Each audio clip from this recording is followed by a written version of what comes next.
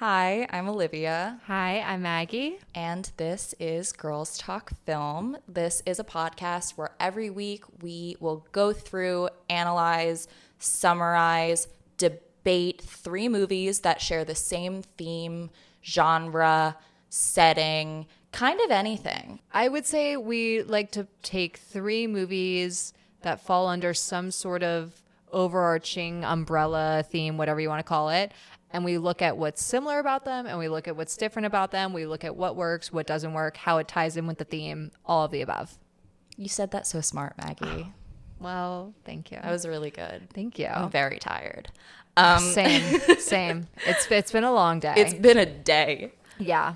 So honestly, I think we should just go into what today's episode is about. Yeah, so today we're doing fashion movies. The topic is fashion on film. We clearly dressed for it. I actually was going to dress nice. And then I was like, I don't want to be judged for what I think looks nice. So I was like, I'm just going to wear as basic clothes as possible. We're both just in like We're black literally in full loungewear. black, Yeah. sweats. Like, I was like, oh, I'm going to like dress all cute to be in theme. And then I was like, no, I'm not. Because I don't want people to be like, that's what you think is cute. That's honestly so fair. I fully did, like, that didn't even occur to me that people could criticize. Yeah. What I wear so much black in my everyday life that it's like, I can like pass as stylish, but I'm not. I just wear a lot of black. Same. I wear it for work, but now it's just become so a part of my wardrobe. I'm like, what else am I going to do? Yeah. Yeah. How was your week, Maggie? It was good. It was long. I'm not even gonna lie, like I am just so exhausted. So how was yours? Similarly long. I don't know, but long and hard in like a I'm jazzed for the weekend kind of way. Like, Okay. I'm feeling excited for this upcoming weekend. It's Yeah, gonna be fun. I am For the too. film. So fashion on film. We have three very great, very different movies. Yeah, it's a diverse bunch this week. Very different in tone and quality. Some of these movies I loved, some of these movies I hated, some of these movies I kind of felt meh about. Yeah, that's fair. I definitely really liked two of them. One of them is one of my all-time favorite movies, and then one of them I hated with a hatred so visceral that like I can feel it building up inside me as I'm thinking about it. Oh yeah, I was angry by the time I finished that movie. Oh, yeah. And I'm excited to project that anger out to the camera. Yeah, I'm because- excited to infect all of you guys with my anger. Yeah, but let's focus on the positives for now. Exactly. So, our first movie, Phantom Thread, Phantom Thread. directed, written, and shot by Mr. Paul Thomas Anderson, who is one of my favorite directors. He's like your god, basically. A little bit, yeah. Yeah. No, I would join his cult very easily. Yeah. I'm a big PTA fan. I've seen every single one of his movies, and this is one of my favorites of his. I also think that this is better than There Will Be Blood, and I will fight a grown man about that, and I have. I think a lot of grown men would probably like burst into tears. Such a guy movie. I There Will Be know. Blood. I have only seen 2 or 3 Paul Thomas Anderson movies. Overall opinion? I like them. I really think he's a great director. Yeah. Yeah. I really admire the work that he does, and I want to, especially after watching this movie, I really want to like check out all of his filmography. Reynolds Woodcock is a famous dress designer in 1950s London. He is known as this like genius creative.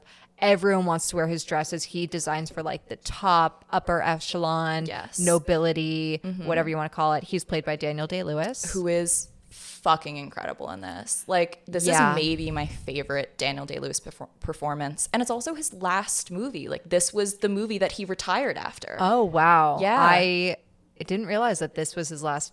I mean, what a way to go out. Right? Okay, I'm not going to lie. I haven't seen too many Daniel Day-Lewis movies. I don't know if I've probably seen like 5 or 6. Well, it's just like funny because he's kind of known as like the actor when you think about like film and acting, great performances. Yeah. So watching this, I kind of was like, all right, let's see what he's got. And like, he's amazing. Yeah, like you can, if you go into this movie thinking like, okay, like he's the best one, like let's see. It's like, no, he's the best one. Yeah, he's easily the best. Not to say Yeah. that the others don't do a great job. Oh no, the They're whole amazing. cast is pretty incredible in this. So Reynolds is a genius, but he's also very obsessive, very controlling. He's just kind of a moody dick. Yeah, he is definitely a man of routine. His household is like a well-oiled machine, essentially. He lives in a townhouse that doubles as his atelier. So it's kind of like that work-life boundary. It doesn't exist for him. Like his work is completely intertwined with his life. So Yes. much so that he lives in the house that he works in. Yes, he also runs his business with his sister, Cyril. Yes. She's kind of like his manager. Would you describe it like that? She's his manager. She kind of just like makes sure that everything in his life goes smoothly so that nothing disrupts his creative process, essentially. And she's played by Leslie Manville, who's really She's phenomenal. great. She's so great good in this. They have a very interesting sibling dynamic, the two of them. You can tell they're like both cut from the same cloth. Very much They so. have this like obsessive, like rude, type A, uptight demeanor. And when they interact with each other, it's like a very quirky, and it's just very interesting. It is interesting. I do kind of think, because you have to imagine if he was very young when their mom died, so was she, because they seem to be pretty close in age. Yeah. And it does seem like that kind of trauma of losing their mom, which is they lost their mom young. Her ghost really hangs over the entire film. Yes, Reynolds is very like haunted by his mother, and he like sews like little messages like into his designs, and Into the stuff like that. linings of gowns. Yes, and it's like because the memory of her is like always just kind of at the back of his mind. Exactly. So these kind of dynamics between them are established in an early scene that's at breakfast. And there are 6 breakfast scenes in this movie. I am very strongly of the belief that Phantom Thread, it's a fashion movie. It's also a food movie. Food is absolutely integral to the plot, to the character dynamics. It gives insight into the characters. It's used in a very, very creative way in this film. And I'm very excited to talk your absolute ear off about food as a motif in this film. I'm excited because watching it for the first time, I was just so busy kind of taking everything in and just enjoying the overall experience. Of course. So I didn't notice really the symbolism behind the different shots of food or what the food was saying or what, story these shots were telling. So I'm actually looking forward to you talking my ear off. Reynolds right now has a live-in girlfriend. We very much get the sense that he's like a confirmed bachelor. He's a womanizer. Him and his current girlfriend have like fallen out of love. She's basically sitting there with puppy dog eyes, like begging for him to even glance at her. And he just will not. He's so sick of her. She notably offers him food. She offers him pastries. And he says, no, I don't want sweet things anymore.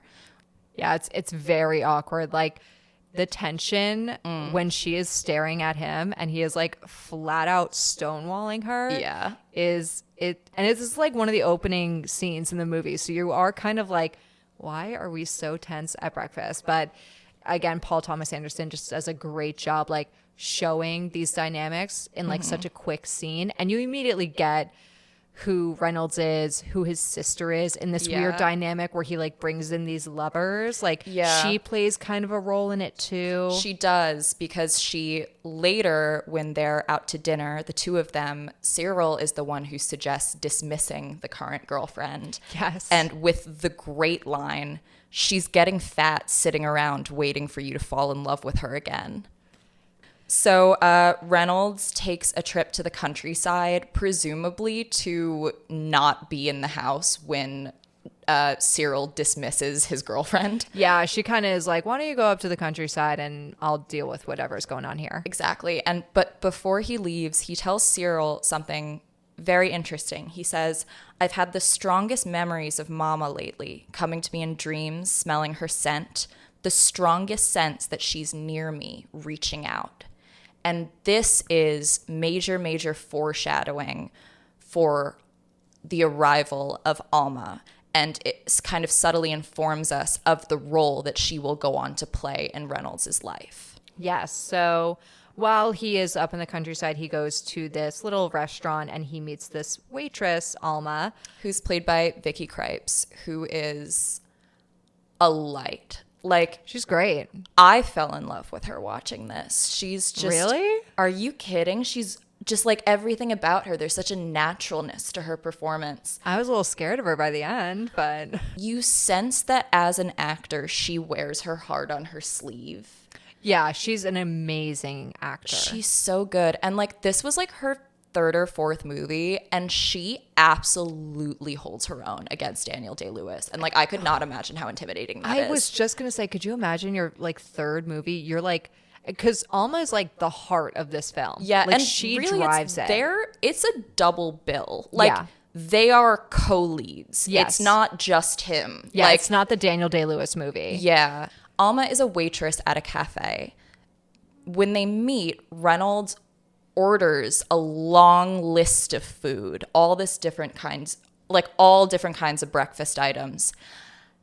And in that scene, you can kind of see that his like hunger, she later calls him like, oh, you're like a hungry boy. Like, my name's Alma. She writes him a little note. His hunger in that scene and his hunger throughout the film is like kind of a metaphor for his libidinous desire for her. He's hungry, but you see how he's looking at her when he's giving her this list of food. And I didn't even pick up on that. I'm not going to lie. yeah, just like another example of how food is used to show the inner workings of the character dynamics. Interesting. In my opinion, obviously. Yes. I think most people would probably agree with you. And it's also remember, he gives her the order and then he says, oh, like, can I keep your pad? Like, do you think you can remember it? He's testing her. Like, he's seeing, like, will you cater to me? Can you cater to me? Yeah, this movie is very like intimate, very erotic, and like very subtle ways. It's Extremely erotic, no sex. yeah. I was actually waiting for a sex scene, Right?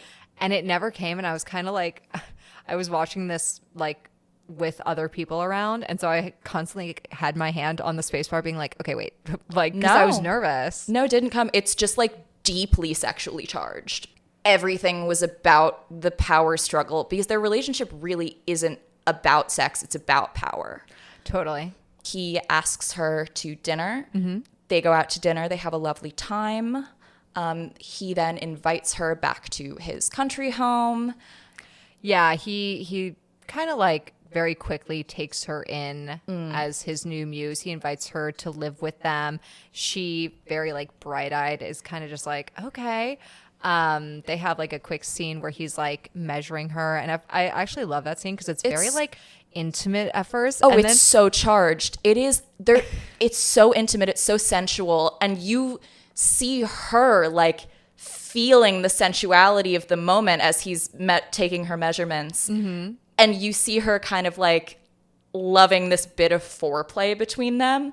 And then his sister comes in. Yes. And then Sarah walks in and it turns into a business meeting. I mean, the mood dies so hard, and it's so great how quickly it shifts. Alma very quickly moves in and she kind of becomes Reynolds' new muse. He is instantly inspired to create these drop dead gorgeous dresses. The costumes in this movie which makes sense because it's about a couturier, like it's about a fashion designer. The costumes are absolutely gorgeous. All my notes are like, I want to wear that. I want to wear that. I want to wear that. I want to wear that. Stunning. But the character of Reynolds is loosely inspired by Cristobal Balenciaga. Oh. Yes. I didn't know that. And he was also kind of famously an obsessive genius. Like, he was a genius, and he made very beautiful gowns in very similar styles to the gowns that Reynolds designs. Okay. And there are a couple different gowns in the movie that are almost like direct echoes of some of Cristobal Balenciaga's early designs. Interesting. Okay. What Balenciaga has become now,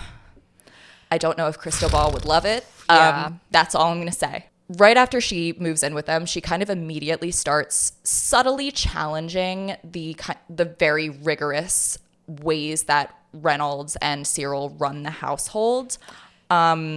She also really challenges Reynolds and her relationship. She wants to be his girlfriend. Yes. And they make it pretty clear, like, no, you're just here for a job, sweetie. She really is given no agency in the household. Like, she has to fight for every scrap of agency that she has.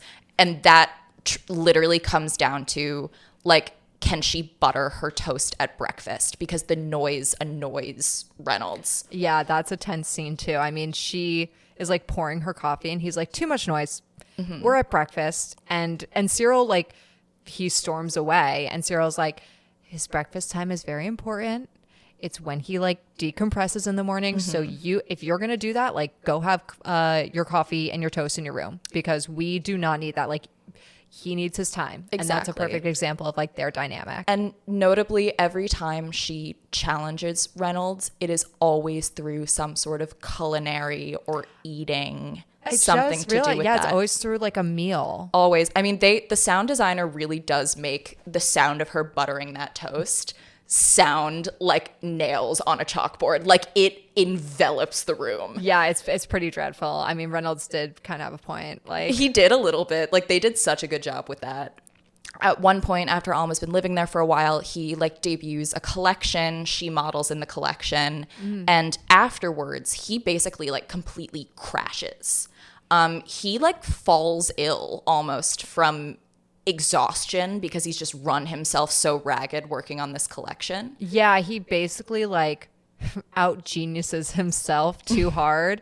And he's like bedridden for the next 3 days. And almost like he's like a baby. Like, Yeah. he literally needs to be like tended to. And then like he takes like a week to just like be coddled. And then he's back to normal. Exactly. When Reynolds gets healthy again, that is shown through Alma brings him breakfast and he refuses it, saying, no, I don't need to be, you don't need to care for me anymore. Like, I'm okay. Actually, don't put that on the table. Actually, this interruption has ruined my entire day. Yeah. So again, the refusal of food kind of being his rejection of her and her help. Alma enjoys Reynolds, but again, he's hard to please. He's moody. They bicker. The relationship is kind of becoming more strained. She knows what's going on from the get-go. She knows when she shows up to this house that there's kind of like a timer on when she's going to leave. And it's very evident that she wants to stop that timer. Yeah, she wants to be the girlfriend that She wants to be stays. the one that stays, yeah.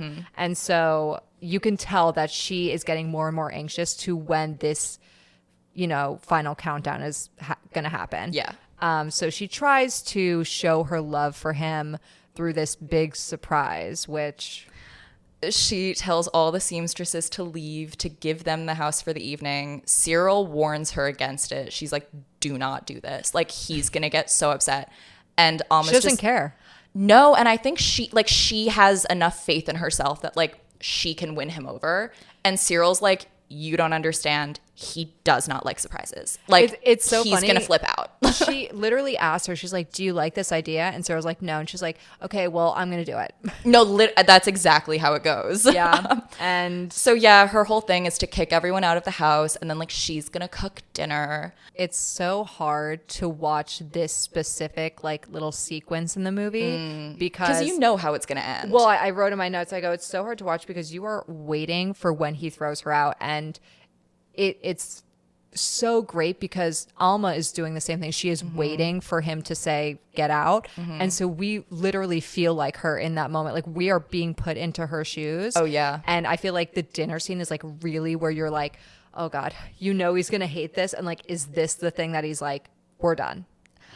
And it does feel like that. Like, Yeah. he flips out at the fact that like he's home and no one's there. Like, and he wasn't expecting it. Like, he really is just like a man of routine, and he can't handle changes like this or surprises like this. She also cooks his asparagus in butter instead of oil, which is deeply offensive to him. Yeah, he detests too much butter, as we've learned from an earlier scene with one of the maids or something like that. And it is interesting, though, that Alma was present for that scene. She knows he doesn't like butter. It was told specifically to her. And she douses that asparagus in butter.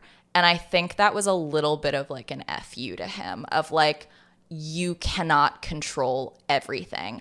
I like it with butter, and I spend my entire time here acquiescing to what you like. You have to acquiesce to me this one time and eat the asparagus with butter. Well, she even says to Cyril earlier when she's talking about doing the spice, she's like, I'm going to love him in my way. Like, Yes. I am not going to cater to him and his needs. I'm going to show love for him in the way that I like to do it. And so that's why when Cyril's like, don't throw this surprise, she's like, no, I'm still going to do it because that's how I show love to people. Yes. They have this huge blowout fight. It ends miserably. And then Reynolds is commissioned to do a new dress. This is probably like his most important project. He's making a wedding dress for a Belgian princess, I can only assume. Yeah, I thought she's Belgian or French, but a royal incredibly wedding. high profile. And this woman, who seems lovely, like the princess, she seems like a very nice woman, but she treats Alma like another worker. And Alma is very upset that she's not kind of being presented as Reynolds' girlfriend.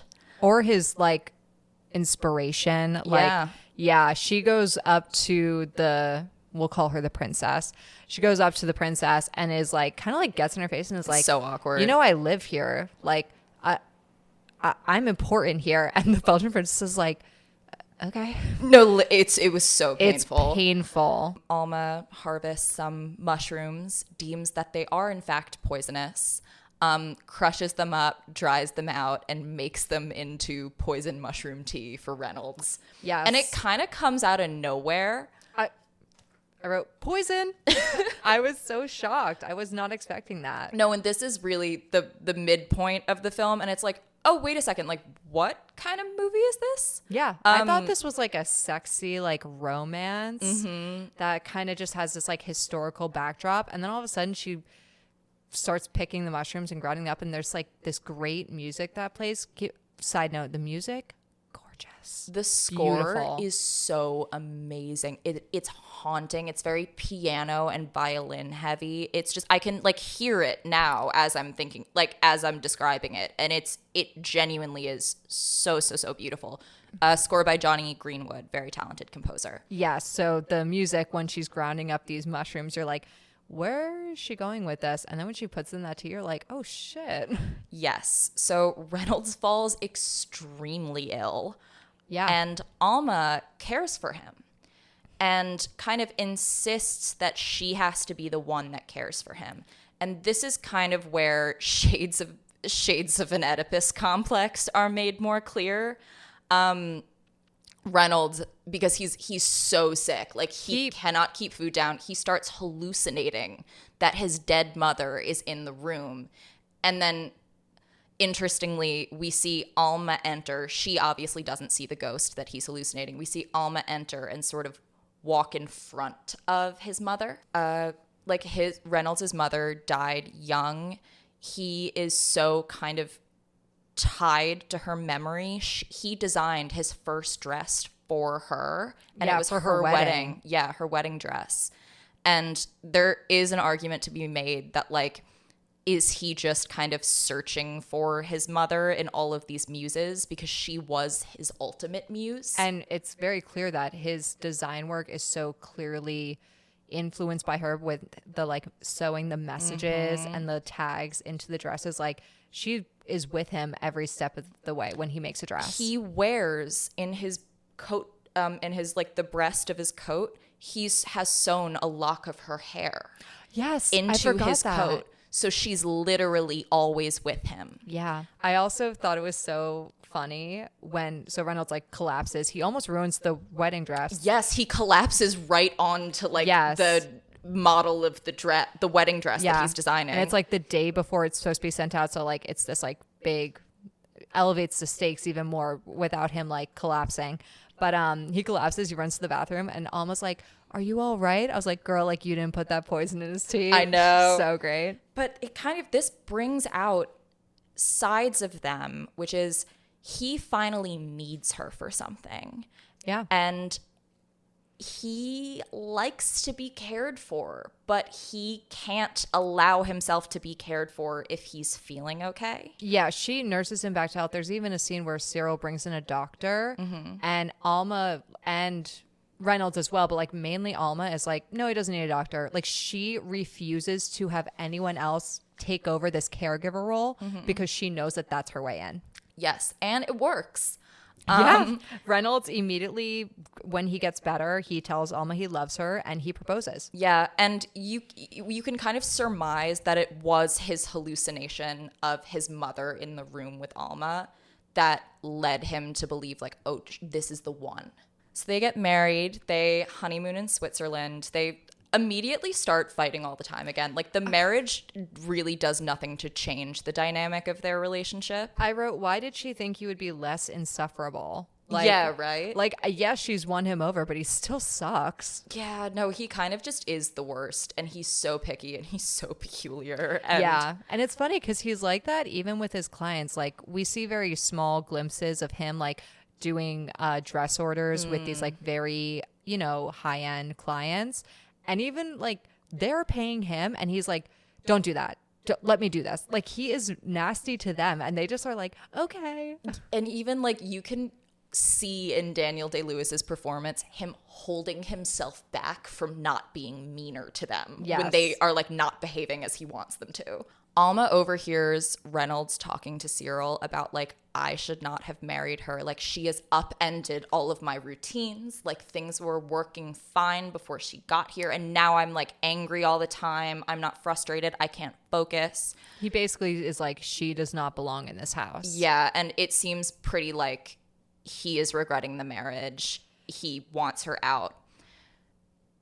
She, very, like, almost like a sitcom, like, is standing right behind him and just overhears all this, and it's painful. It's really awkward. sad. She and Reynolds go up to the country house for a weekend. Reynolds requests that she cooks him an omelet, and we see her take out that poison mushroom and chop up, and she used like a tiny little bit of it for the tea that made him so sick. Yeah.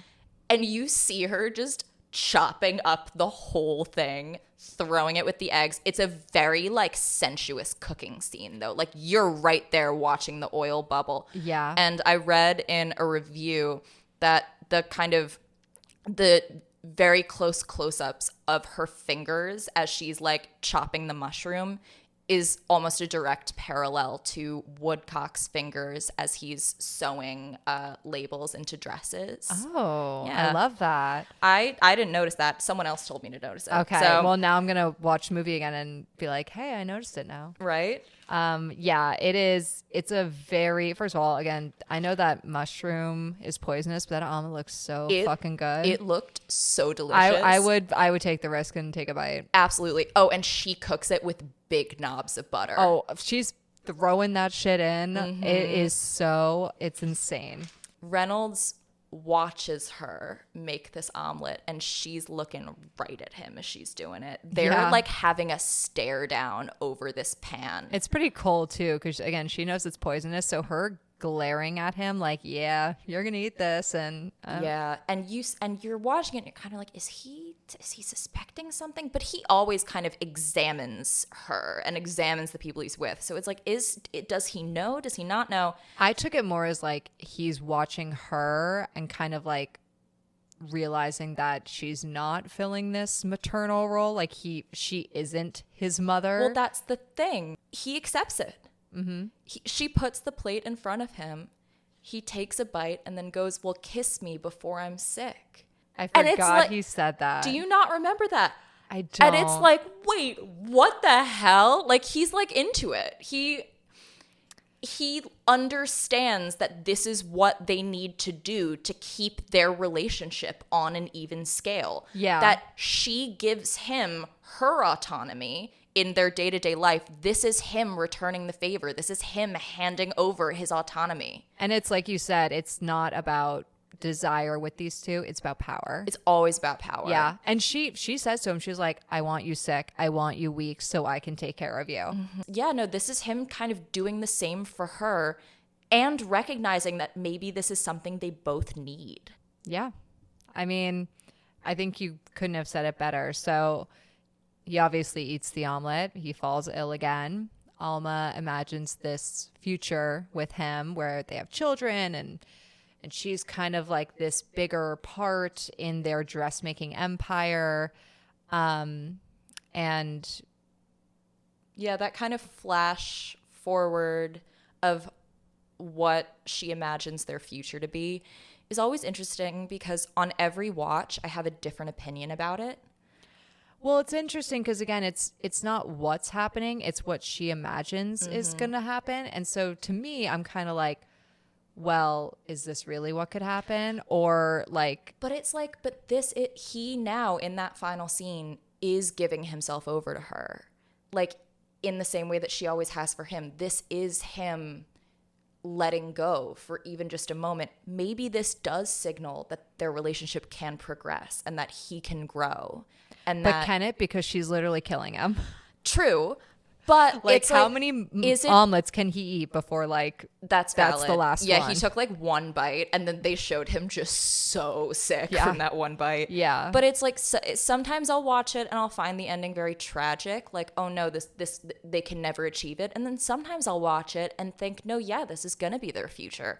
And I don't know, it really depends on each watch for me. It's so up for interpretation. So yeah, this one for me is an absolute 10 out of 10. This is one of my favorite movies of all time.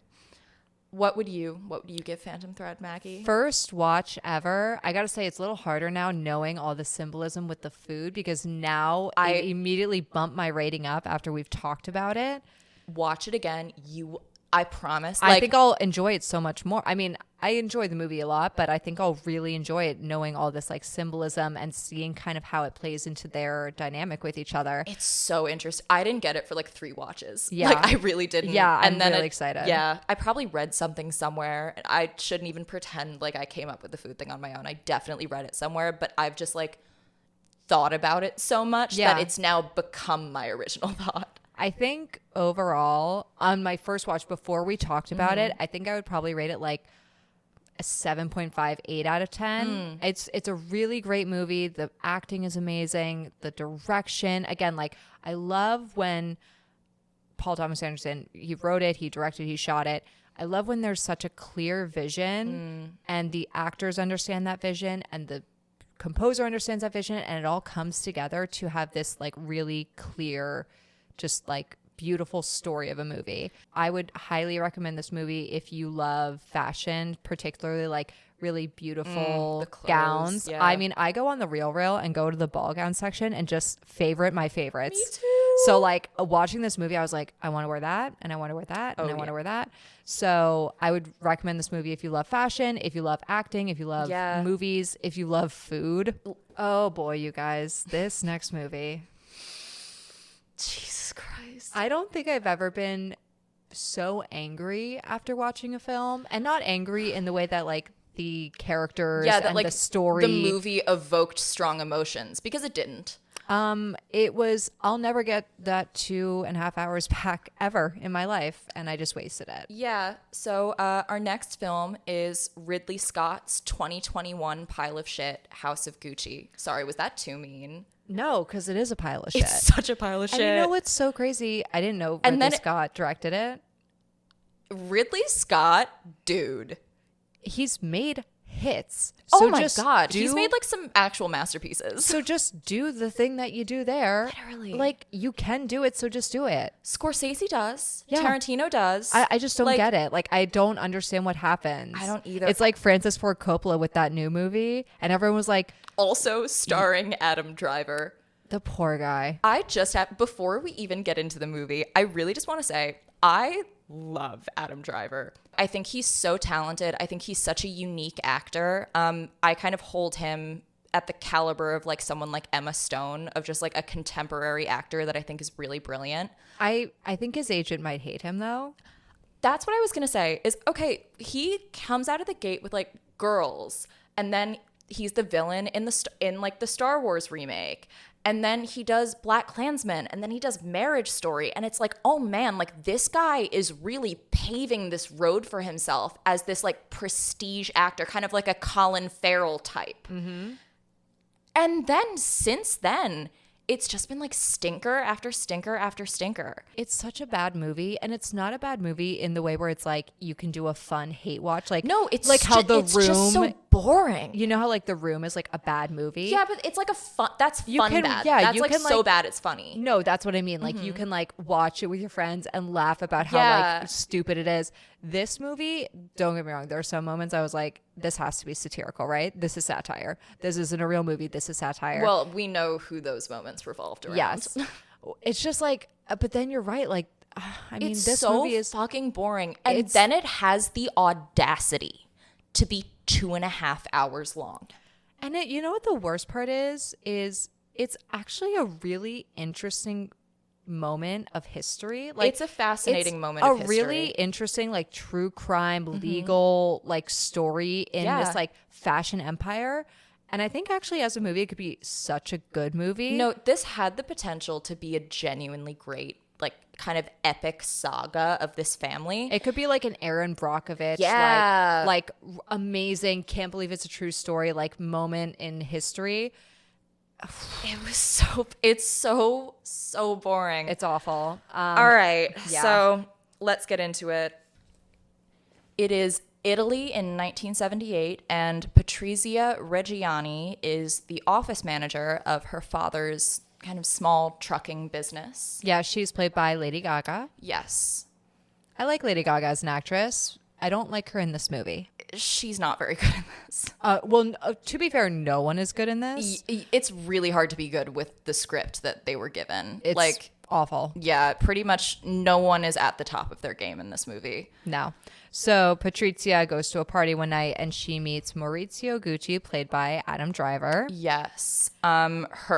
She like asks for his name and he says like, "Oh, Maurizio Gucci," and you see her eyes like light up. I know, it's literally like a cartoon. Like it's like ding ding ding ding ding. Yes. Maurizio is studying to be a lawyer, and he of course is the heir to the Gucci fashion house. Yeah, but he's kind of like uninterested in it. She, the next day after they meet, she like orchestrates a run-in with him at like a bookshop near campus. And my question is like, how did she find him so fast? And I can tell you, she stalks him. She is like, But like that's like, but how? They didn't have the internet back then. no, Did she just like hang around his school like hoping to see him? Like, yes, she is psycho stalker in this. Like when she is courting him, it is, first of all, are they supposed to have chemistry? Because they don't. they have negative chemistry. It's awful. It's so bad. And, It's and like awful. a lot of the movie kind of relies on the fact that you're supposed to believe that they have chemistry. They have none. No, the date scenes are hard to watch. Like she is so pushing and he is so awkward. This whole montage of like them falling in love is the most unromantic montage. Everything's gray. Like the whole movie is filmed in like genuinely some of the most beautiful places on earth.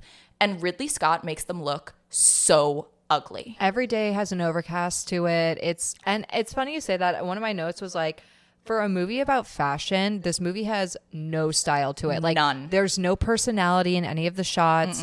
There's like so much contrast. It seems like they went into like Premiere Pro and turned the contrast up as much as they could. It's ugly as fuck. Maurizio's father, Rudolfo, played by Jeremy Irons, doing the worst Italian accent I've ever heard. Out of and honestly, no one has a great accent. No, Lady Gaga sounds Russian Most of the and- time, yeah. But Jeremy Irons really stands out because he just doesn't even try. No. Like he is just British. Yeah, he really just didn't give a fuck, and I kind of admire it when you see how shit this movie is. Honestly, yeah, I could imagine showing up to this set and being like, actually, this is not worth my energy, because it's not. Yeah, so Rodolfo warns Maurizio that Patrizia doesn't actually love him. She only cares about his money, and And he's like, I love her. And it's like, really? yeah, you do? Why? Why? Like, I don't know.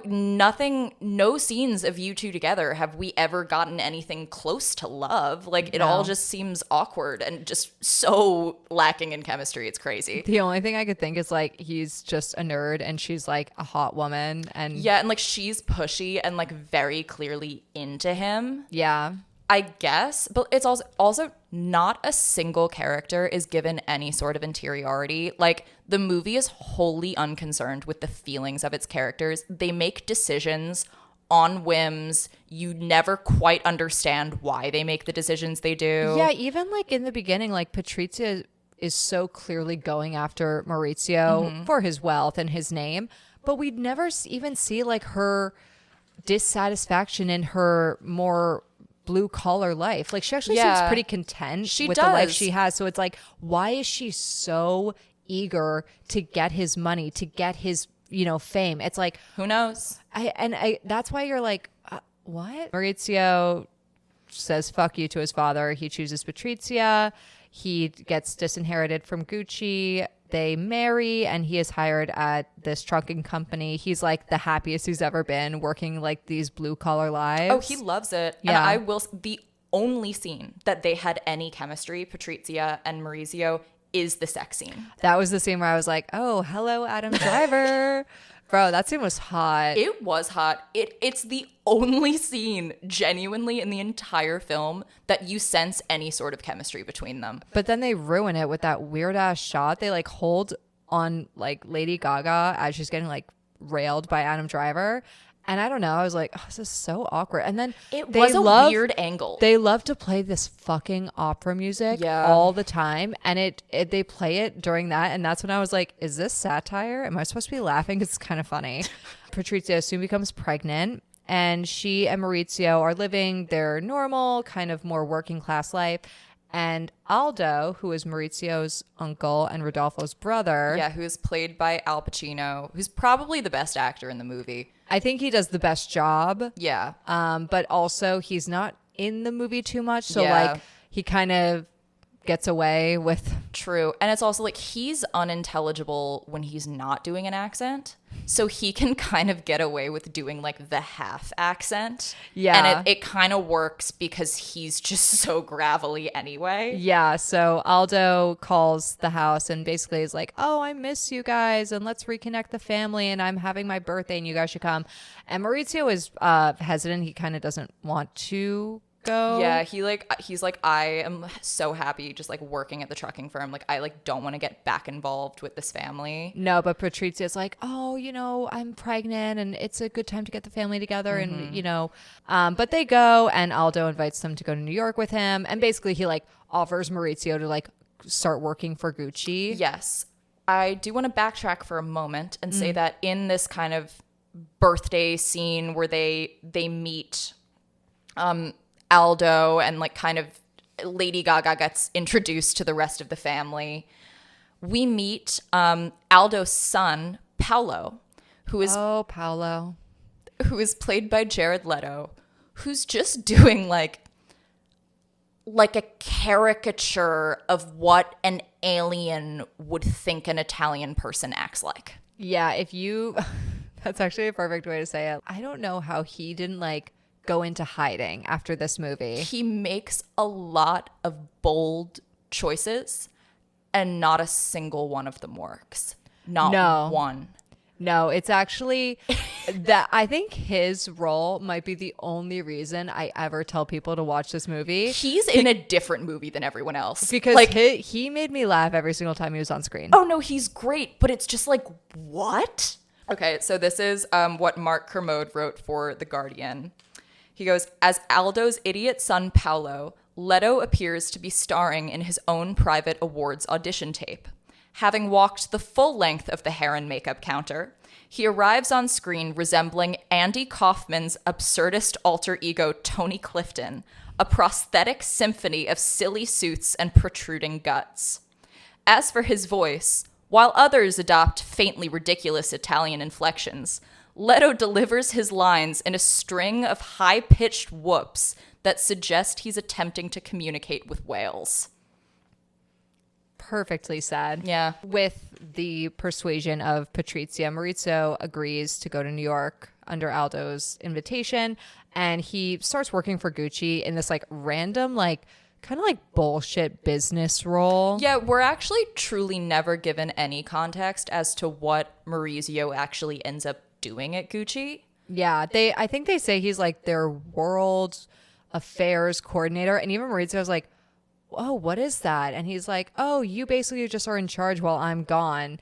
And then we never really see him do it. No, we never, like, we have no idea, like, his involvement with the brand, like, what his day-to-day is, like, truly nothing. Nothing. It's also important to note Paolo wants to be a designer for Gucci, and he has no talent whatsoever. Like, he sucks at it.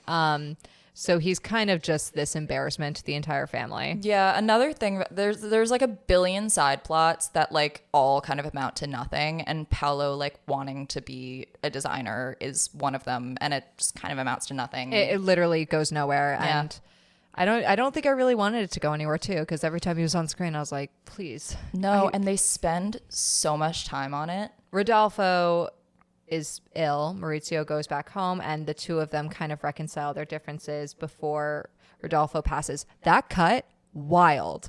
Right? They are talking, and then all of a sudden it's like boom, his funeral. The editing in this movie is insane. It's very strange. Awful. It's awful, but like as an editor, it's kind of hilarious too. Yeah, a lot of times it's like really unclear how much time passes between scenes. Like that is very unclear. Every once in a while they'll throw in like it's this year. Yes. But that happens so intermittently, and it's always such you never know how much time has passed. We're jumping, but that's such a good point, because there were so many times where they showed the daughter, and the daughter would be like 3 in one scene, and then she's like 15 in the next scene. I was like, whoa. How many years have passed? No, literally. Yeah. It's the movie doesn't care.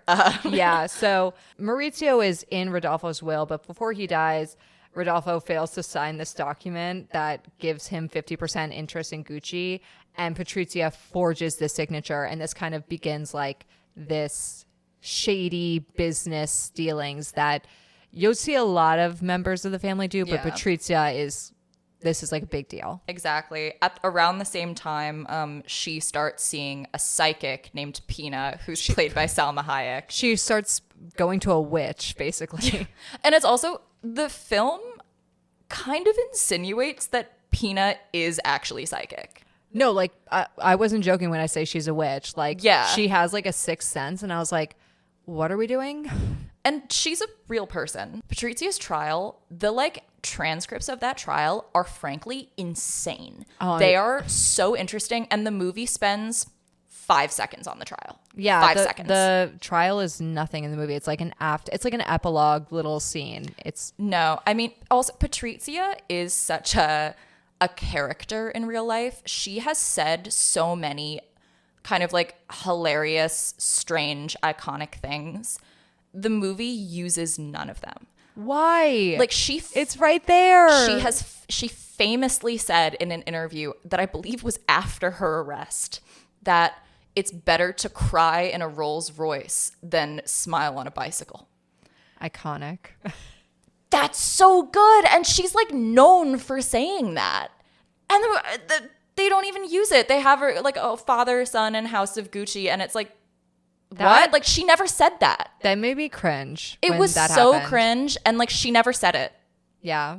Yeah. You had golden material, and then you wrote the script is awful, you guys. It's so bad. The dialogue is like, again, the only way it's giving like second draft. No, the only way I would ever recommend this movie if I was like teaching screenwriting and I was like, don't do this. Yeah. So Patrizia is basically like scheming up this plot to get full ownership of Gucci. So she like finds out that Aldo is like doing some sort of like tax evasion, and then she basically fucks him over, gets him arrested by the IRS, and then she like... And also Aldo, who's been like nothing but nice to her and Maurizio. Yeah, truly. she like weirdly has beef with him, like selling like fake Gucci's or like something like that. That's a whole strange plot line where like she gets upset because she like finds out about counterfeits, but it's also like we're never given any context into what is her relationship with the brand.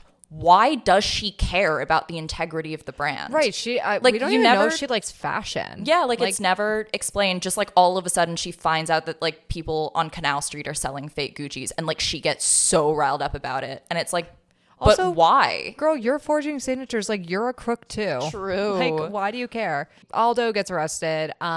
She like basically fucks Paolo over with like his dream to be a designer. It's whatever. We're not gonna like go into it. She tries to convince him to sell his shares, and he's like, fuck you guys, and cuts off contact. Mm-hmm. At this point, the what would you even call it? The Italian police are like on the trail for this forged signature. They storm into the home. Maurizio and the family, they flee to Switzerland. They have this like ski house up there. And this is where their marriage really becomes strained. Yeah, I mean, the whole time it's like Patrizia kind of bosses Maurizio around, and you kind of get the sense that he's like not into these things she wants him to do, but that's never really explored in any meaningful way. Nope. The intricacies of their relationship aren't explored in any meaningful way ever. No, she basically like goes from being like a psycho stalker to like being a supervillain. Like her character is so one-dimensional in every scene, and everyone's character is like this too. Like Maurizio, I feel like the whole movie just kind of goes from being like awkward and shy, and then all of a sudden at the end it's like, no, he's into the luxury or whatever, and it's like, well, when did that happen? Yeah, no, it's so out of left field. Because he wasn't at all for the entire movie before this. No. I don't know. So yeah, they go to St. Moritz. Maurizio is there like hanging out with his old friend Paola. Patrizia like notices that like, oh, you're like hanging out with your old friend Paola a lot, and like gets pissed at him. He like picks fights with her. Like, yeah, they really like their marriage is on the rocks, and he basically tells Patrizia like, take our daughter and go back to Italy. Yes. And he hilariously gets her a Bloomingdale's gift card for Christmas. It was cold. So funny. Yeah, it's Christmas, and she gets him like a nice watch, and then and she's like, I don't even shop there, and he's like, well, first time for everything. I would have cried. And he just like does not care that she's upset. Like, he's so over their relationship. When that happened, who knows? So this is the part of the movie where Patrizia kind of fucks off for a while, yeah, and then we get some boring business plan. So this part of the movie is boring. Yeah. Maurizio just gets help from this equity company called InvestCorp because he's fucking Gucci up because he's not a businessman, and yet he's running this business. Aldo gets back from prison. Paolo sells his share of Gucci to this dismay.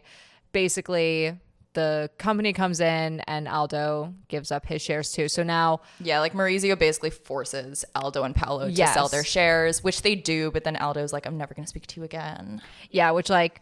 I don't know. It wasn't... I feel like they were trying to make that scene so like intense. They were trying to have it make like a Godfather like type of betrayal, and I was like... But except there are like no stakes, like there's none that you're made to care about. And also like their relationship too, like yes, Aldo has kind of like shown like care for Patrizia and Maurizio where he like invites them in, but like we don't really get that many scenes where like they show how much he really loves them. Yeah, we have like a one bullshit scene where he's like, oh, my family and stuff like that, but Maurizio is running the company. He sucks at it. Patrizia tries to win Maurizio back, and she is now back to psycho stalker, but now she's failing. She like confronts him outside of his apartment with like a scrapbook of like pictures of their daughter. And I will say that was painful. It was so painful. And it was like one of the very few kind of decent moments in the movie where he was just like, this is embarrassing for you. Like, you actually really need to calm down. And it was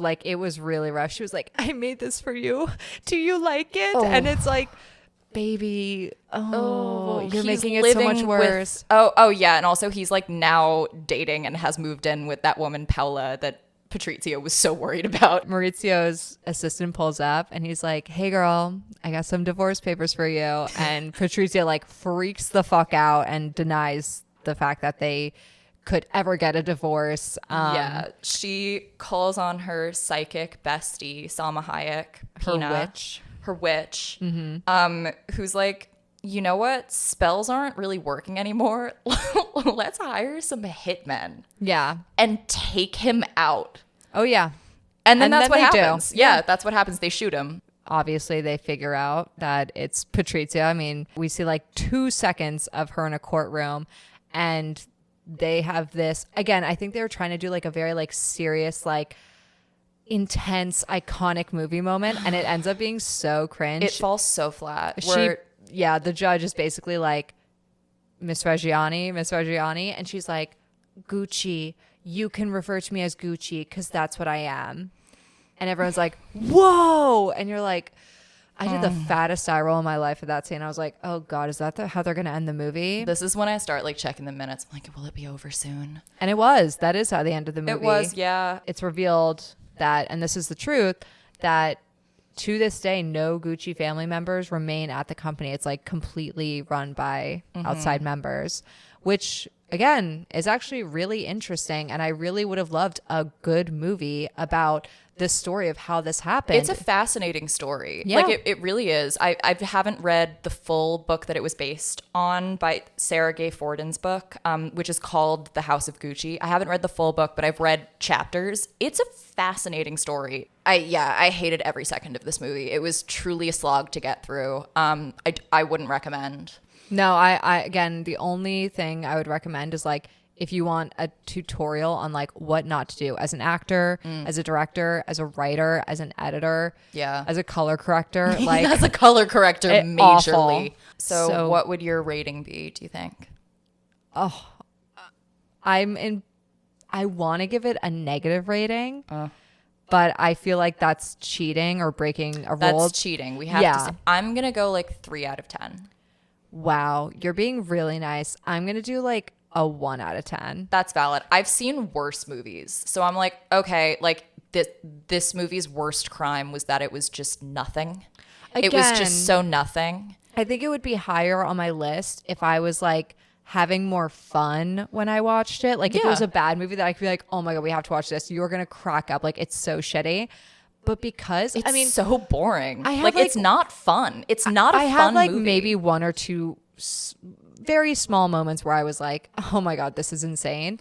But like that was all Jared Leto. No, it was all Jared Leto, or it was like some one-off random part of a scene. Like there's the one scene at the birthday where all the men are like playing rugby, and I was like, what is this game of grab ass we're doing here? Like it was like an extremely homoerotic it was game very of rugby. erotic. So I did kind of giggle at that. That's when I was like, this is kind of satirical. But or like their wedding I thought was so weird too. But again, most of this movie is so boring, and it's like you can't even have fun. By the end of it, I was mad. I was like, same. I hate this. So same. 1 out of 10. Valid. I'm not gonna dispute your 1. All right, now moving on to a movie that I consider to be extremely fun and that I had an absolute blast watching. Yeah, sorry, you guys. Ben Stiller's 2001 masterpiece, Zoolander. I'm so upset you didn't like this as much as I did. Well, whoa. Not to say I didn't like it. As much as I did. Yes, I'm going to keep it honest, you guys. I don't entertain. I don't do this for the masses. I say my honest opinion here.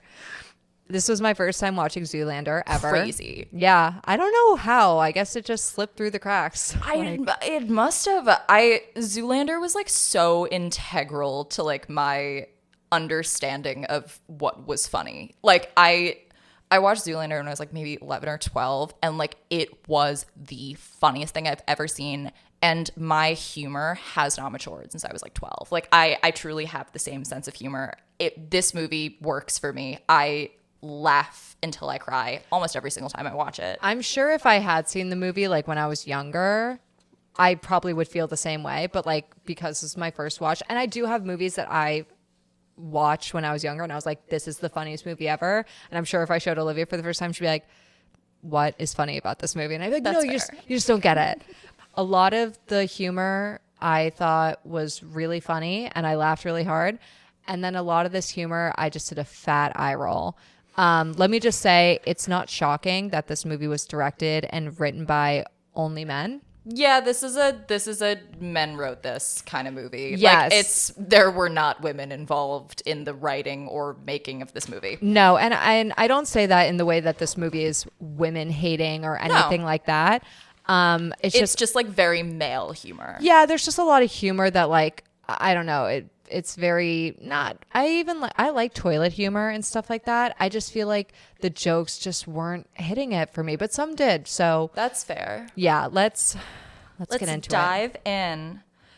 Okay, so in the world of Zoolander, the Malaysian Prime Minister is changing child labor laws.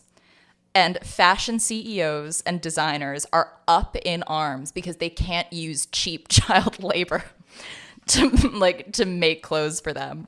Among them is the designer Jacobim Mugatu, who is played by Will Ferrell. I'm not gonna lie, this is probably my favorite Will Ferrell role that's not like an SNL bit. Wow. I was thinking about it when I was watching this, and it's like, is this my favorite Will Ferrell? And I think it might be. You're going to hate what I say. I actually think it's my least favorite thing. I didn't think he was that funny in this. The bit with him like throwing his coffee on his assistant. That was funny. Very funny to me. Derelict is funny. I think, let me change, actually. I think he is one of the funnier parts of this movie. So not to say that I don't think he's funny at all in this, but if you were going to be like, is this your favorite Will Ferrell movie? I'd be like, not even close. Well, what would be your favorite Will Ferrell Elf? role? Yeah, I guess. Yeah, see, this is where you and I differ, and this is why I like Elf. Elf It starts to grate on me after a while. Like I've seen Elf like a couple times because like teachers would put it on like at school before Christmas or whatever. Yeah. I don't think I ever need to see Elf again. Elf, I love him in the Lego movie as the villain. I forgot about the Lego movie. I quote his lines a lot. Okay, wait. That actually might And then I might change this. I forgot I forgot he was the guy in the Lego movie. He was so good in that. That's so great. Mugatu comes up with a plan to find a male model to brainwash to assassinate the Prime Minister of Malaysia. Crazy plan. I think when child labor laws are affecting your business, wouldn't that be the first thing you would go to? Yeah. I thought it was reasonable. Yeah, find a model, brainwash them, hire them, make them believe they're an assassin. It's that easy. You couldn't just hire a hitman. At that point, and it's this whole scheme too. Yeah, that's very absurd. Yeah, so we cut to the IFC Fashion Awards in New York City. And for those who don't know, those were real and they ran for a short period of time and never really gained a lot of traction. I didn't even know that was a real thing. In the original notes, I just had cut to award show and Olivia was like, oh, it's real. And I was like, what? So learn something new every day. We meet our main character, Derek Zoolander. He is the biggest model in the fashion industry right now. He's played by Ben Stiller. He's known for his signature look, blue steel, and he has multiple looks. He has blue steel, he has aqua vitae. He's working on Magnum, has been working on Magnum for the past 10 years. Yeah. And all of the looks are the same. And that's a bit that I laugh every time. I laugh every time they there's something about blue steel or Magnum or aqua. It's very funny to me. Yes, I do enjoy the joke that he has all these different signature looks and then it's literally all the same face, but they're all everyone treats it well, when he breaks out this one and then he breaks out this one, I was like, okay, it is kind of fun that it's literally the same thing. Yeah. But Derek Zoolander is up against Hansel. He's Hansel. He's so hot right now. Yes. He's Hansel. It's that damn Hansel. He's so hot right now. That was another line that made me laugh. Owen Wilson plays Hansel, who is up against Derek for Male Model of the Year. And Derek has won this award for the past 5 years. And Owen Wilson pulls up to the red carpet on a scooter, which I thought was a very funny detail. He might be my favorite in the movie. He is my favorite in the movie. Almost all of the Hansel bits work for me because he's just a very funny character. And I feel he's in the movie for the right amount of time. He kind of just pops in and out. And every time he does, he has a really great moment. Yeah. Yeah. I don't know. They didn't overuse him. And I was really happy about that because I feel his kind of character could get a little irritating if he was a larger part of the movie, and he's a major character, but I feel they used him the perfect amount that he stayed funny. Yes, and he is so hilarious. I mean, he's the so perfect good. real down to earth spiritual model. Yeah, he loves the bungee. Yeah. They have this really great intro video when they're announcing like the nominees for the awards. And Olivia and I literally before recording this like had to rewatch it because his made us laugh so hard. It's so That's like maybe my favorite like bit in the whole film. yeah. And that's the comedy that works for me in this movie. I really like when they satirize the fashion industry. Yeah. Because that I think is so just like accurate. Like watching it, I was like, oh my God, it's giving like Kendall Jenner when she's like on her horse and like at Coachella and stuff like that. I was like, that is this energy. And it's so funny because it's so true. Absolutely. No, and I do agree that the best moments are the more satirical ones and less of the like stupid joke for the sake of being stupid. Right. Like or the like, oh, boy it's like humor. a dirty joke. Haha. Like the satire is the best part of the movie. And I mean, it is even kind of interesting that this was a major studio film that directly called out the fashion industry for using child labor. Yeah. In like impoverished countries. Yeah. Something that we still see today, by the way. Absolutely. And it's like, listen, does it do it in a silly way? Yes. But it was a thing that was happening. And this pretty directly called out the industry for allowing it to go on. Yeah. I also think before we move on, it's important to note that Mugatu is at this event and Derek's agent, Maury Ballstein, played by Jerry Stiller. It's Ben Yes, Stiller's actual dad. Yes, Yeah. I love Jerry Stiller because I watched Seinfeld and he's great in that. He is good in Seinfeld. But they decide that Derek will be the model to be brainwashed and made into this assassination plot. because he's like, they cannot find anyone dumber. Yes. Like, is the thing. Yeah. So to everyone's shock, mainly Derek's, Hansel beats him for Model of the Year. And it really takes a toll on him. Yeah, he like mistakenly walks up on stage and it's very funny. It's great. But he's very upset about it. He starts to like question who he is. He like stares at his reflection in a puddle. It's very deep. He goes home. He like lives with all these other male models, one of whom is played by Alexander Skarsgård.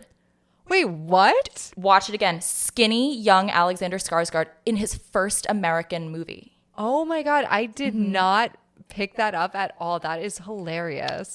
I was like so happy to see him. I like completely forgot he had a small bit in this, but he like wasn't famous at the time. No.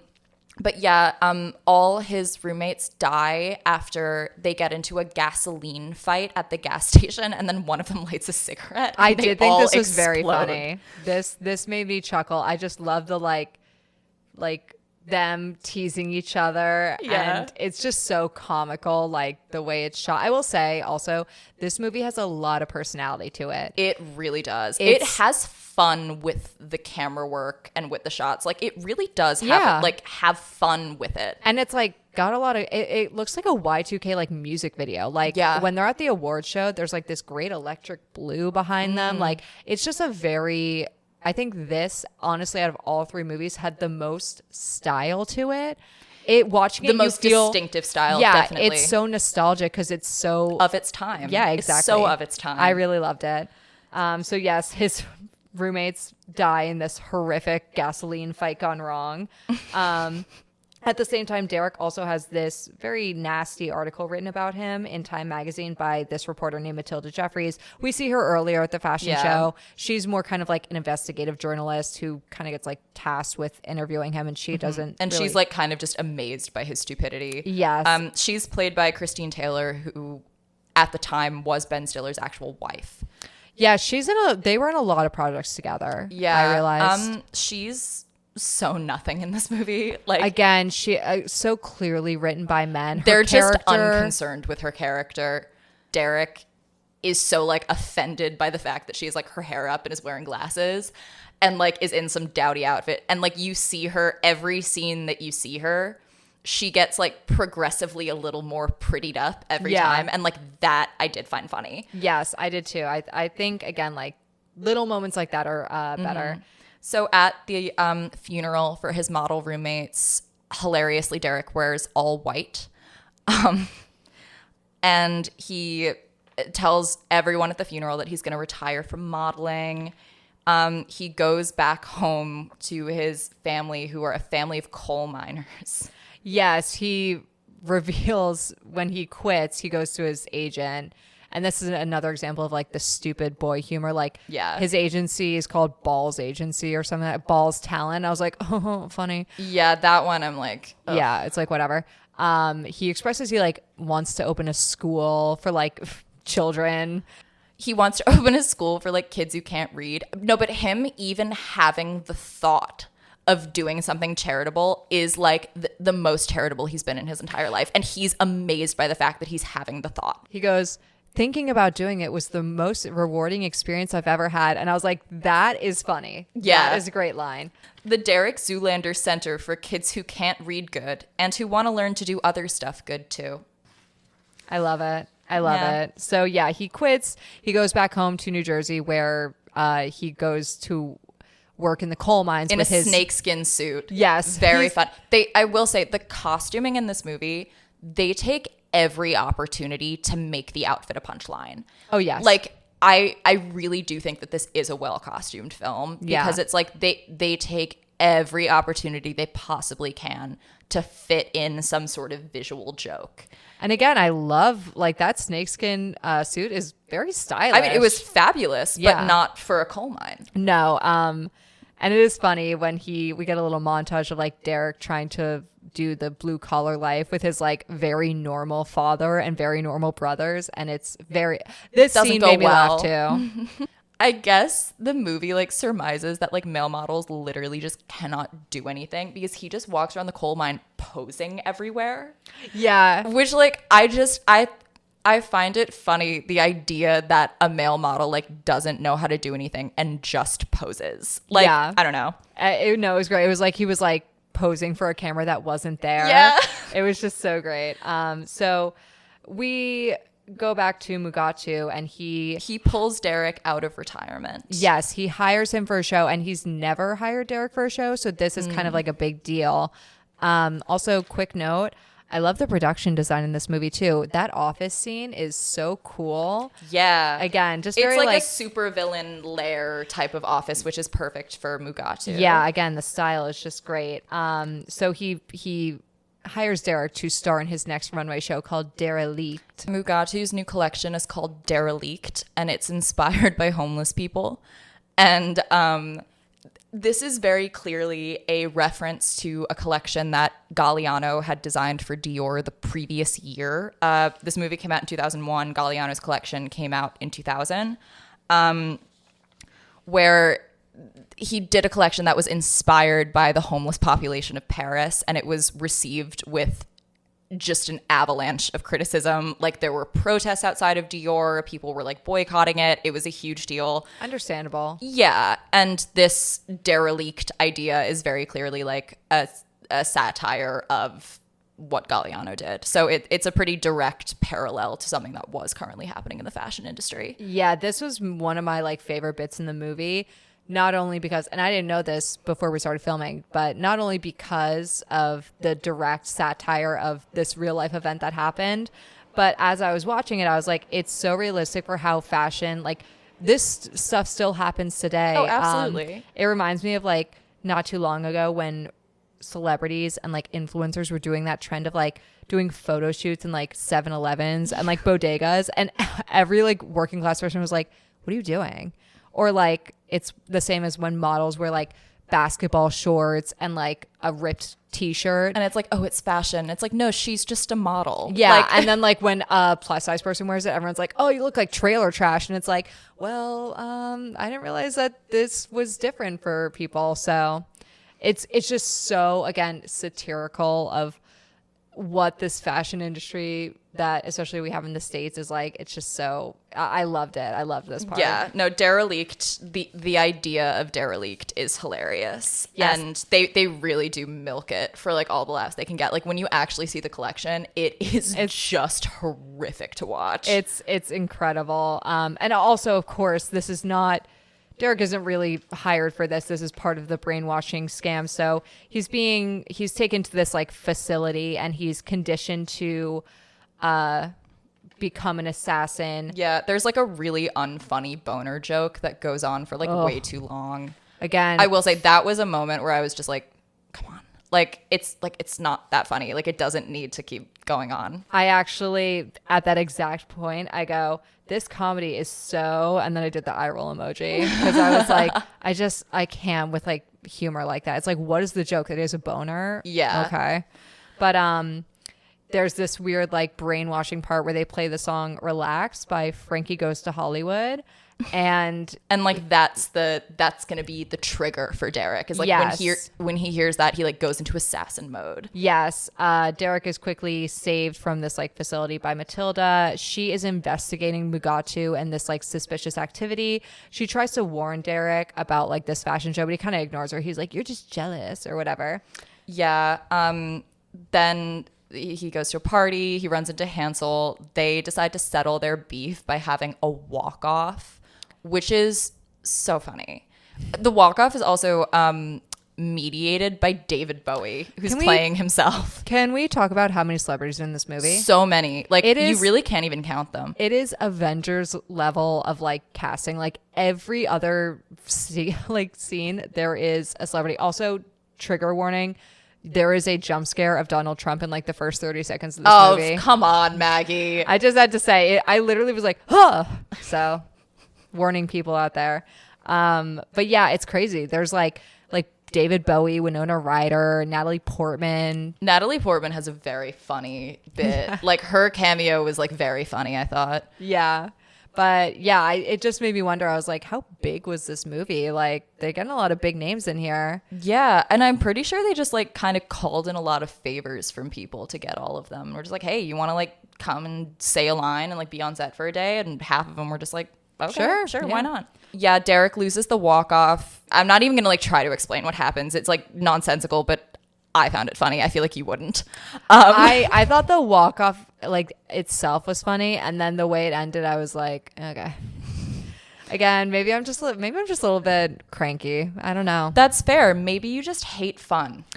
I feel like I don't, because I do laugh. Like we both love movies like Spinal Tap. Like that's one of my favorite comedies. And so I'm like, I do like comedy, you guys. I just don't. I get it. Not every joke landed for you. And no, like that's and valid. And a lot did too. So like I don't want to say that I didn't think this movie wasn't funny. It's just when it comes to like underwear, boners, balls, I'm like, okay. Let's move on. I will say I am kind of with you on those jokes. Like those were the ones that didn't really land for me. Yeah. Derek and Matilda meet with this inside source who's a former hand model named J.P. Pruitt. Yes. And he reveals that the fashion industry has been behind not only the planned assassination for the Malaysian prime minister, but all of history's political assassination. So like Abraham Lincoln and John F. Kennedy, which I thought was a very funny bit. Me too. I enjoyed this part. Derek and Matilda, they're like, okay, well, where will Mugatu not look for us? So they go to Hansel's house. Yes, because it's revealed too that all the brainwashed models are like afterwards killed. Yeah. So Mugatu's like little band of hooligans is like following them. Mm-hmm. Also, quick note, I love that Russian woman's Mila Jovovich. Oh yeah, she's so good. I love her all latex outfits. Her outfits fabulous. And her makeup eat fabulous. So hard in this movie. She serves face so hard. She like Halloween costume idea people. So that would be such a good one. Her name is it's like Katinka. Yeah, so funny. So yeah. Derek, Hansel, and Matilda like all bond. Like Derek and Hansel like realize that like, oh, we actually like have a lot in common, that we're both like vacuous and male models. Yeah. And that's like kind of all they need. And they're like, oh wait, like why aren't we friends? Yeah, and then they very quickly become best friends. Yeah. There is like a funny moment that we were talking about before we started filming where they're like sitting, Matilda's like opening up to them and was like, yeah, like I actually like used to be fat, and both of them like reflexively go, ew. Oh, that was the funniest bit to me. It's so good. It's such a great bit. Just the way that they're like, why do you hate models? And she's like, this is really hard for me, but when I was in school, I was the fat girl. Ew. It's so good. great. I lost it. The I lost delivery it. is perfect. I mean, that was funny. Yeah, I'll give it to that. Yeah, that was that. I actually did crack up at that. They also They also have an orgy. yeah, which I was like, okay.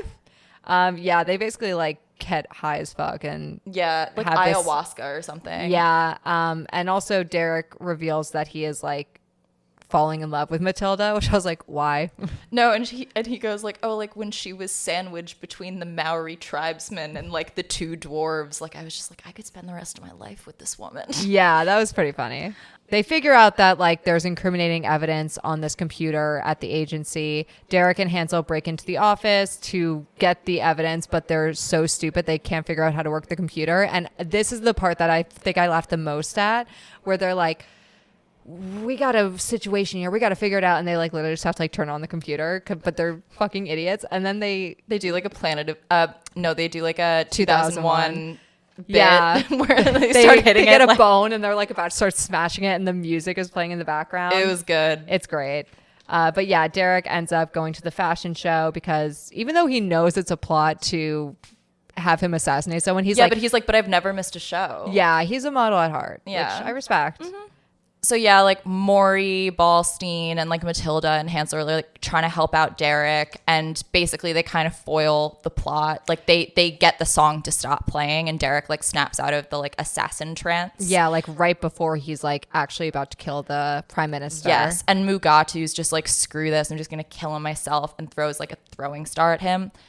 And Derek unleashes Magnum, the new look he's been working on for like 10 years. Yes. He unleashes Magnum. It's the same look, but it's so powerful that it stops the throwing star midair. Yeah, And that was funny. yeah. And he saves the life of the Malaysian prime minister and his own life. And Yeah. Mugatu gets arrested. And then cut to a few years later, Derek, Hansel, and Maury all start the Derek Zoolander Center for kids who can't read good and who want to learn to do other stuff good too. And Derek and Matilda have a son named Derek Jr. I thought this was a fun ending. I thought it was a funny ending. Did you notice that the fountain at the school is the dead roommates playing gasoline like tag? Yes. That Yes. was a great detail. Like it's like firefighters or something, like a yeah. memorial to like fallen heroes. Yes, it's great. Yeah, I liked the ending. I thought the school was funny. I liked the little like infomercial that they did with it too. Yeah, it was good. Yeah. So overall thoughts? Overall thoughts, I mean, I just had such a fun time watching this movie. Like I cannot give it lower than a 7 simply because I just had so much fun. And it's so, I'm a little picky with comedy. Like I'm not picky, just like there are certain things that really can make me laugh. And like this is one of them. Okay. And like I don't know. I am a 12-year-old boy. Like I found this hilarious. I'm going to go 7. See, I think I'm like you. I'm very picky about comedy. And I think with this specific genre of comedy too, And I I'm get what you're saying. crazy specific. So like, for example, this movie kind of reminds me of like the Sacha Baron Cohen, like Borat type movies. Yes, but I guess like I don't find those movies funny. Well, that's at the all. thing. Some of them I find funny, and then some of them I find so unfunny, it's painful. And I Same. think this movie was like kind of teetering the balance. Like some of the jokes, again, the more satirical, like making fun of the fashion industry jokes, I found really funny and I really enjoyed. And then the other ones, like I was like, oh geez, like get one woman writer in that room because this sucks. Like they needed one chick to just be like, guys, that's stupid. If I had watched this movie like when it was like popular to watch Yeah. it, because I was talking to someone earlier this week and I was like, oh, I just watched Zoolander, and he was like, I love that movie. And I was like, oh, did you like grow up watching it? And he was like, yeah. And I was like, yeah, see, I didn't. Like, I think That's if fair. I Like you had- don't have the connection to it. Yeah. And again, there are movies like I grew up loving Spinal Tap. I grew up loving, have you ever seen Soap Dish? No. So fucking funny. I feel like you've told me about this movie. So funny. Everyone go watch Soap Dish. It's great. But like, it's a very unique kind of comedy that Yeah. like, I'm sure I would show a lot of people and they'd be like, I don't find that funny at all. But I like, That's fair. But also, cry I will laughing. say, if you watch Spinal Tap and don't think it's funny, There's something wrong with you. You are not funny then, because Yeah. that is comedy It is the gold. peak of comedy. Yeah. It truly is. Like, it can't get funnier than Spinal Tap. No, but And I will say that is a movie that does the kind of dick joke male humor thing incredibly in the best funny. way. Yeah. In the best way, yeah. That is when like toilet humor and like stupid like stuff like that is done so well. I'm like wheezing. Oh my God. Yeah, every time. Yeah. It stays funny. I wrote overall, will I watch it again? Maybe. I don't think I'll seek it out. I feel like that's a movie when you like friends over and you're all drunk or something. Like that's like a Yeah. good one to put on. I think I'm probably going to give it, I'm going to do a 5 out of 10 in the way that That's fair. half the jokes worked and half the jokes didn't. I think that's a fair rating. But again, I liked the style. I like the personality of this movie. I love a movie that's like, again, so clearly like made in its time. And this is like the most 2000s movie I've ever seen. Yes. And so I had fun watching it in that aspect. Yeah, no, that's fair. Yeah. And I don't know, I'm happy we watched it. I I am too. had a really fun time by myself earlier this week, like just watching Zoolander. It was just like a great time. It really like set the tone for the week. Yeah. I love that for you. Huh.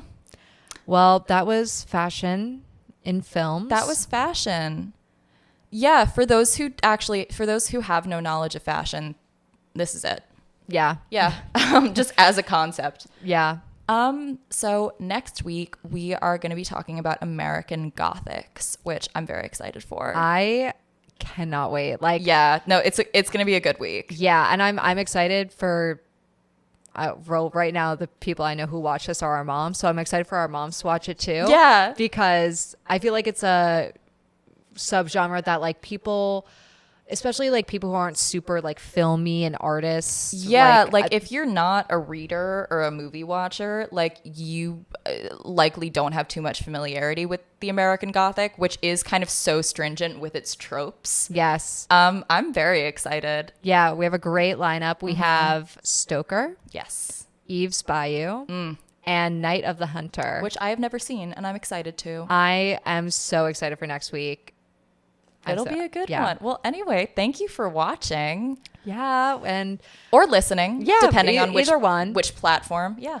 we hope that, again, you'll be inspired to watch the movies along with us. And yeah, we'll see you next week. See you next week. Bye. Bye.